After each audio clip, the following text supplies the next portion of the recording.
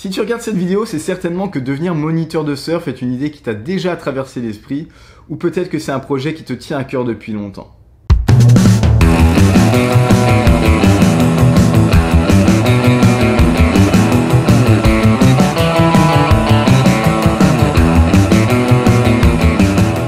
Aloha, c'est Kevin, j'espère que tu vas bien. Alors aujourd'hui, je réalise la suite de ma vidéo précédente et si tu ne l'as pas vue, je t'invite à aller la voir en cliquant sur le lien qui se trouve juste ici. Comme vous avez été nombreux à me poser la question quelles sont les compétences à acquérir pour espérer devenir un bon moniteur de surf, eh bien en même temps que de vous répondre, je vais tenter moi-même d'appliquer et d'incarner ces compétences et ces valeurs avec le temps. Selon moi, s'il y a bien une fausse idée perçue sur le métier de moniteur de surf par la plupart des gens, c'est qu'ils s'imaginent que c'est un petit job d'été réservé à des babas cool qui sont bronzés toute l'année et qui ont la belle vie parce qu'ils passent la plupart de leur temps à surfer dans l'eau au soleil avec leurs élèves, qui se remplissent les poches pour aller voyager et continuer à surfer tout le reste de l'année. Pour moi, ça, c'est un gros cliché, et même s'il y a des vérités là-dedans, et que ça peut être le cas pour certaines personnes, c'est pas ma vision du métier de moniteur de surf. Alors c'est vrai, en général, quand on voit moniteur de surf, c'est quelqu'un qui présente bien, qui a une carrure, qui a le sourire jusque-là, parce qu'il transmet sa passion et qui s'investit vraiment auprès de ses élèves.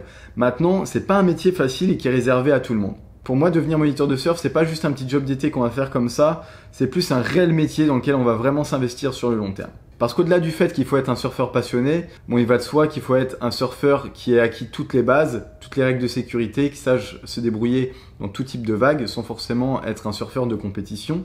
Je pense vraiment qu'un bon moniteur de surf, et c'est mon objectif, c'est quelqu'un qui doit être pédagogue. Pédagogue, c'est avoir la faculté à transmettre aux autres. Alors ensuite, une faculté qui, selon moi, est très importante à acquérir, ça va être de rester simple et authentique.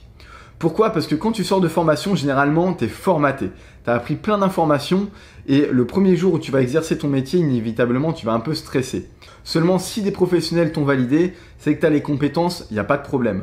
Maintenant, justement, avec le temps, tu vas apprendre à lâcher prise et à transmettre ce que tu as appris avec ta propre personnalité. Parce que selon moi, un prof qui ne se contente que de transmettre ce qu'il a appris dans les livres de manière rigide et militaire, en surf, ça va pas marcher. Le surf, c'est une activité fun, d'accord? Donc il faut savoir être sérieux, mais il faut savoir transmettre aussi de manière fun, tout en s'amusant. Ensuite, je pense qu'il faut savoir s'entraîner régulièrement pour acquérir une sérieuse condition physique. Parce qu'il ne faut pas oublier que l'activité de moniteur de surf, c'est une activité qui est éprouvante, d'accord? Tu communiques à longueur de temps, ce qui demande énormément d'énergie. Tu marches énormément dans le sable, tu restes souvent dans l'eau. Il faut avoir la faculté de rester concentré pour surveiller ses élèves aussi. Faut porter des planches, les liches, tout ça. Et ça, c'est certainement pas à négliger. Et parallèlement à ça, je pense que c'est très important de bien savoir gérer son sommeil, de manger de manière équilibrée, d'éviter de prendre tout type de drogue. Alors, je fais pas l'apologie des drogues ou quoi, ce n'est que mon avis. Mais encore une fois, si tu veux transmettre des bonnes valeurs, autant les incarner. Une autre faculté qui est selon moi importante à acquérir pour devenir un bon prof de surf, c'est qu'il faut être créatif. Pourquoi? Parce que le jour où les conditions à l'extérieur sont pourries, qu'il y a tempête ou qu'il n'y a pas de vague du tout, même si ta structure est trop petite pour abriter tous tes élèves, et ben trouver justement une solution pour tous vous abriter et continuer à transmettre tes valeurs à tes élèves de manière à ce qu'ils continuent à apprendre sans forcément pratiquer l'activité du surf à l'état pur. Et encore une fois, tant qu'à faire en s'amusant. Donc ça peut être leur donner un cours sur la météo du surf, sur les dangers, sur les différents types de planches, etc., etc. Alors tu vois, au final, pour devenir moniteur de surf, il suffit pas juste de savoir surfer. Ça demande plusieurs autres compétences et ces compétences-là, tu vas les obtenir avec ta détermination et ta motivation. Maintenant, s'il y en a bien une dernière que j'aimerais insister dessus, c'est de savoir rester humble. Tu vois, dans la vie, quelles que soient les activités que tu fais avec plaisir et à répétition sur le long terme, inévitablement, tu vas évoluer. Alors comme tout le monde, tu vas commencer au niveau débutant et grâce à du courage et à de la persévérance, ton niveau, il va évoluer, il va progresser. Et durant ton parcours, à un moment donné, tu vas faire une petite pause et tu vas te rendre compte de toute l'évolution que tu as acquis et tu vas acquérir une certaine confiance en toi et une certaine fierté. Et l'erreur que font certaines personnes quand elles se rendent compte de ça, c'est qu'à un moment donné, elles capitulent sur l'apprentissage. Elles se disent « Ok, j'ai dépensé énormément de temps et énormément d'argent pour atteindre ce niveau-là, maintenant je vais arrêter d'apprendre et je vais me concentrer uniquement à transmettre. » Et pour moi, ça c'est une grosse erreur à éviter. Parce que si tu réagis comme ça veut dire que tu as oublié que tu as été débutant aussi à un moment donné, tu donnes l'impression que tu sais tout sur tout et que tu n'as plus rien à apprendre.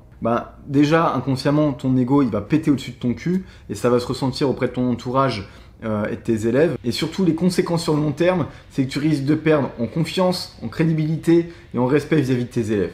Et maintenant, vise un peu cet exemple. J'ai plusieurs de mes abonnés qui m'ont écrit récemment pour me dire « Kevin, je suis trop content, j'ai enfin pris mes premiers cours de surf. » Et parmi eux, j'ai deux cas de figure.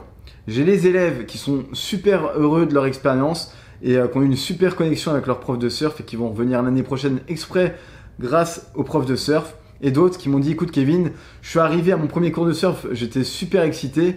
Et là en fait j'ai été vachement déçu parce que j'ai trouvé que mon prof de surf ça l'a pété un peu dans sa manière de parler et d'agir.